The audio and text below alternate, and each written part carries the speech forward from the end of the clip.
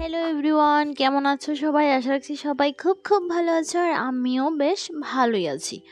ওয়েদারটা আর জায়গাটা খুব সুন্দর দেখতে লাগছে না? জায়গাটা কি তোমরা চিনতে পারছো? কমেন্টে কিন্তু জানিও। তো জায়গাটা কোথায় যাচ্ছি সেটা দেখতে হলে তোমাদের আমার পুরোটা ভ্লগ আজকের কন্টিনিউ করতে হবে। তো দিনটা ছিল, আমাদের একটা এক্সাম ছিল, আর দিনটা বেশ একটা স্ট্রেসফুল দিন ছিল। তো আমরা তখন এক্সাম থেকে বেরিয়ে আমরা ভেবেছি যে কোথাও একটা দর্শনীয় স্থানে যাব, পুজো দেব, তারপরে সেখান থেকে বেরিয়ে খাবার দাবার করব।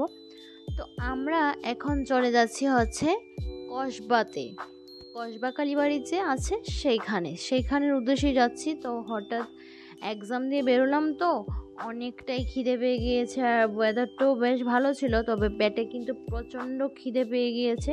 যার দরুন রাস্তায় আমরা এদিকে দাঁড়িয়ে আখের রস একটা জায়গায় দেখতে পেলাম বিক্রি হচ্ছে, সেখান থেকে আমরা আখের রস দুজনে মিলে আগে একটু পেট পূজা করে নিয়েছি। অন্য কিছু তো খেতে পারবো না, কারণ মায়ের পুজো দিতে যাব, সেই দরুন আমরা আগে আখের রসটাই খেয়ে নিলাম।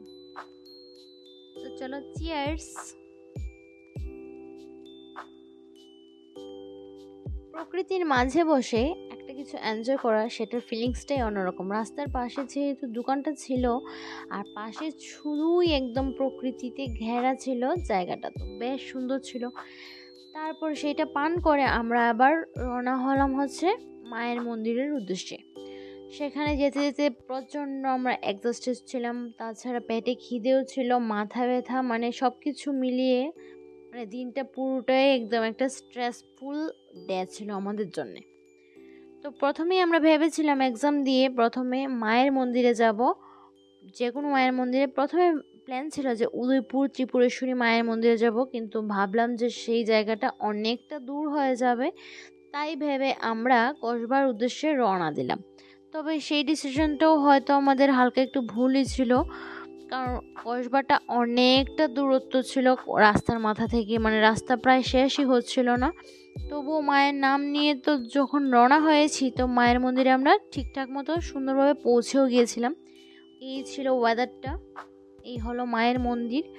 আর সেখানে পৌঁছে আমরা আর একটুও দেরি করলাম না, কারণ দুজনেই আমরা খুবই টায়ার্ড ছিলাম। তো প্রথমেই ঢুকে পড়লাম একটা দোকানে, সেখান থেকে নিলাম মায়ের ভোগ। আর দোকানে ঢুকেই দেখলাম যে আঙ্কেলটা পেড়া বানাচ্ছে, এই ফার্স্ট টাইমই দেখলাম আমার পেড়া বানানো। তো সেখান থেকে আমরা ফুল বেলপাতা সঙ্গে ভোগ নিয়ে নিয়েছি মায়ের জন্যে, সেটা দিয়ে আগে পুজো দেব, তারপর আমরা ফিরবো হচ্ছে আগরতলার উদ্দেশ্যে। ইনি হচ্ছেন আমাদের কসবেশ্বরী মা। তো তোমরাও আমার ব্লগের মধ্য দিয়ে মায়ের দর্শন করে নাও।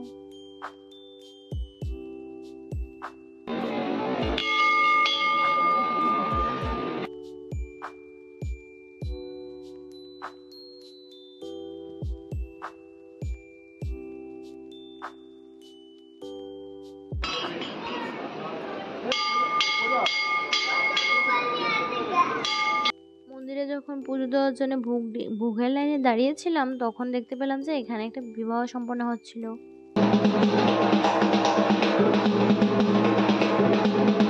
তো সব কিছু করে নিয়েছি, পুজো দেওয়া আমাদের কমপ্লিট, ভোগও সঙ্গে নিয়ে নিয়েছি। এবার আমরা আবার ফিরে যাচ্ছি হচ্ছে আগরতলার উদ্দেশ্যে।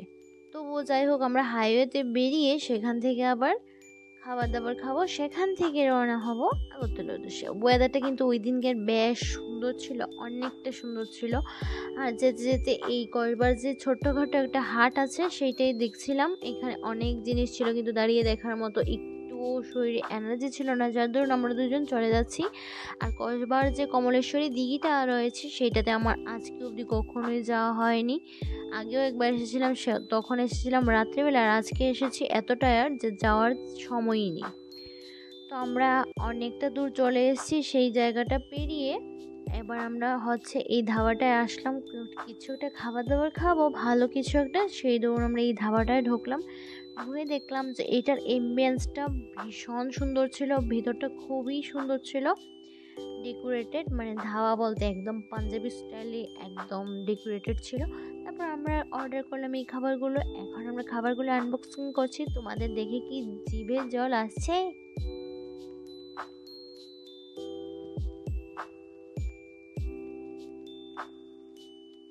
খাবারের মধ্যে আমি নিয়েছিলাম চিকেন বিরিয়ানি, আর ও নিয়েছে জিরা রাইস, আর সঙ্গে নেওয়া হয়েছে হান্ডি চিকেন। তো সেটা হান্ডি চিকেনটা যেটা, এটা খুবই টেস্টি ছিল। তবে সত্যি কথা বলতে বিরিয়ানিটা একটুও টেস্টি ছিল না, মানে মোটেই ভালো লাগেনি। তো এটাতে কিছু একটা মশলা হয়তো বেশি দিয়ে দিয়েছে, যার জন্য খেতে একটু তেতোই লাগছিল। তবুও আমি সব কিছু অ্যাভয়েড করে সব লাফিয়ে খেয়ে নিয়েছি, ভীষণ ক্ষুধা ছিল পেটে। তাই সন্ধেবেলায় আমরা বেরিয়ে পড়েছিলাম আরও একটা রেস্টুরেন্টে একটু চিল মারার জন্যে এক্সামের পর। সেইখানে ডিশগুলো ছিল খুবই ডিলিশিয়াস, আর ওয়েদারটাও বেশ ভালো ছিল, আমাদের দিনটা তো বেশ ভালোই কেটেছে। তো ভিডিওটা আমি এখানে রাখছি, ভালো লাগলে আমার ভিডিওটাকে লাইক শেয়ার করতে ভুলো না। Bye bye, see in the next one.